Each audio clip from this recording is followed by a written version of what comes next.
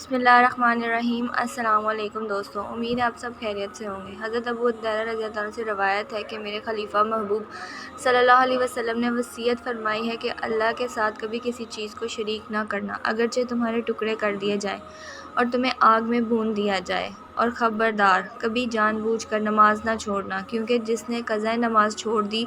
تو اس کے بارے میں وہ ذمہ داری ختم ہوگی جو اللہ تعالیٰ کی طرف سے اس کے وفادار اور صاحب ایمان بندوں کے لیے ہے، اور خبردار شراب کا بھی نہ پینا، کیونکہ وہ ہر برائی کی کنجی ہے۔ حضرت ابو ہریرہ رضی اللہ عنہ نبی صلی اللہ علیہ وسلم سے روایت کرتے ہیں، آپ صلی اللہ علیہ وسلم نے فرمایا کہ 7 آدمی ایسے ہیں جن پر اللہ تعالیٰ اپنی رحمت کا سایہ ڈالتا ہے۔ ان میں سے ایک شخص وہ ہے جو اللہ تعالیٰ کا ذکر کرے تو اس کی آنکھوں سے آنسو جاری ہو جائیں۔ حضور پاک صلی اللہ علیہ وسلم نے فرمایا، جب تم میں سے کوئی جوتے پہنے تو دائیں پاؤں سے شروع کرے، اور جب نکالے تو بائیں سے شروع کرے۔ ہونا یوں چاہیے تھا کہ دائیں پاؤں پہلے پہنے اور بائیں سے آخری میں نکالے۔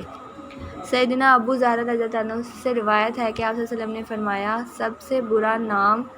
جس پر روزہ قیامت اللہ تعالیٰ کے ہاں شرمندگی ہوگی یہ ہے کہ اللہ اپنے آپ کو شہنشاہ کہلوائے۔ حضرت علی رضی اللہ عنہ سے روایت ہے، وہ بیان کرتے ہیں، انہوں نے آپ رسول پاک صلی اللہ علیہ وسلم سے سنا، آپ صلی اللہ علیہ وسلم نے کھانے والے، کھلانے والے، تحریر کرنے والے اور صدقہ نہ دینے والے پر لعنت کے نزدیک آپ صلی اللہ علیہ وسلم نوحہ گری سے منع فرماتے ہیں۔ حضرت پاک صلی اللہ علیہ وسلم نے فرمایا، اگر تم کو جنت پسند ہے تو اپنے بھائی کے لیے وہی پسند کرو جو اپنے لیے پسند کرتے ہو۔ آپ صلی اللہ علیہ وسلم نے فرمایا، اذان و اقامت کے درمیان دعائیں رد نہیں ہوتی، لہٰذا دعائیں مانگا کرو۔ حضرت پاک صلی اللہ علیہ وسلم نے فرمایا، ہر گناہ میں سے جتنا چاہے اور جب چاہے اللہ تعالیٰ معاف کر دیتا ہے، لیکن ماں باپ کی نافرمانی کے گناہوں کو مرغِ دنیا ہی سے شروع ہو جاتے ہیں، اسے معاف نہیں کیا جاتا۔ حضرت انس رضی اللہ عنہ سے روایت ہے کہ ایک دن رسول اللہ صلی اللہ علیہ وسلم حضرت ابوبکر، حضرت عمر اور حضرت عثمان کے ساتھ مدینہ کے مشہور پہاڑ ہدا پر چڑھے تو وہ خوشی کے مارے ہلنے لگا، تو حضور پاک صلی اللہ علیہ وسلم نے اپنے پاؤں اس پر مارے اور فرمایا، ارے ہدا تھم جا، تیرے اوپر ایک نبی ہے، اس صدقے ہے اور 2 شہید ہیں۔ حضور پاک صلی اللہ علیہ وسلم کا ارشاد ہے کہ میرے رب نے مجھ پر یہ پیش کیا ہے کہ میرے لیے مکہ کے پہاڑوں کو سونا بنا دیا جائے۔ میں نے عرض کیا، اللہ، مجھے تو یہ پسند ہے کہ ایک دن پیٹ بھر کے کھاؤں اور دوسرے دن بھوکا رہوں، جب بھوک ہو تو وہ تیری طرف رجوع کروں اور تجھے یاد کروں، اور جب پیٹ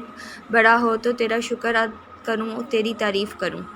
حضرت ابو ہریرہ رضی اللہ عنہ سے روایت کرتے ہیں کہ آپ صلی اللہ علیہ وسلم نے ارشاد فرمایا، جمعے کے دن میں ایک گھڑی ایسی ہوتی ہے کہ اگر کسی مسلمان بندے کو حسن اتفاق سے حاصل اس گھڑی میں خیر و بھلائی کی کوئی چیز اللہ تعالیٰ سے مانگنے کی توفیق مل جائے تو اللہ تعالیٰ اس کو وہ چیز عطا فرما دیتے ہیں۔ سیدنا انس رضی اللہ عنہ سے روایت ہے کہ نبی کریم صلی اللہ علیہ وسلم نے ایک بوڑھے آدمی کو دیکھا کہ وہ اپنے دونوں بیٹوں کے درمیان پیدل چل رہا تھا۔ آپ صلی اللہ علیہ وسلم نے دریافت فرمایا کہ ان کا